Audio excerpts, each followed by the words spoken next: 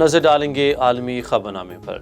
امریکہ نے روس کے ساتھ بڑھتے ہوئے تعلقات پر بھارت کو دھمکی دیتے ہوئے کہا کہ لائن آف ایکچوئل کنٹرول پر اگر لڑائی ہوئی تو ماسکو مدد کو نہیں آئے گا۔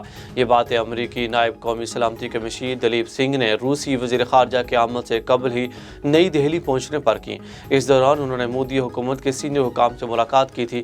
اس موقع پر انہوں نے چین اور روس کے تعلقات کے بارے میں بھارت کو آگاہ کرتے ہوئے کہا کہ نئی دہلی کے لیے اس کے مضمرات ہوں گے۔ کسی کو بھی غلط فہمی نہیں رہنا چاہیے کہ روس اور چین کے تعلقات میں ماسکو ایک جونیئر پارٹنر بننے جا رہا ہے، اور روس اور چین کو جتنا زیادہ اپنے مفاد کے لیے ہموار کرتا ہے، بھارت کے لیے روس اتنا ہی کم سازگار ثابت ہوگا۔ طالبان حکومت نے پہلے روزے کو ملک بھر میں عام تعطیل کا اعلان کر دیا۔ سعودی عرب و متحدہ عرب امارات سمیت خلیجی ممالک میں رمضان مبارک کا چاند نظر آ گیا، اور آج وہاں پہلا روزہ ہے، جبکہ افغانستان میں بھی رمضان کا چاند نظر آ گیا ہے۔ افغانستان کی سپریم کورٹ کی جانب سے اعلان کیا گیا کہ ملک میں چاند نظر آنے کی شہادت ملی ہے، جس کے بعد سے کل سے ماہ سیام کا آغاز ہوگا۔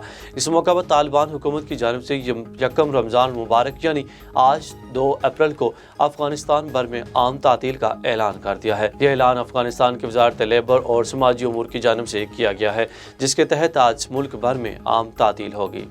روس نے الزام لگایا ہے کہ یوکرین کے ہیلی کاپٹروں نے مشرقی شہر بیلگورڈ میں ایندھن کے ایک ڈپو پر حملہ کیا ہے۔ غیر ملکی میڈیا رپورٹس کے مطابق روس اور یوکرین جنگ کے آغاز سے یہ پہلی بار ہوا ہے کہ یوکرین کی جانب سے کسی روسی علاقے میں حملہ کیا گیا ہے۔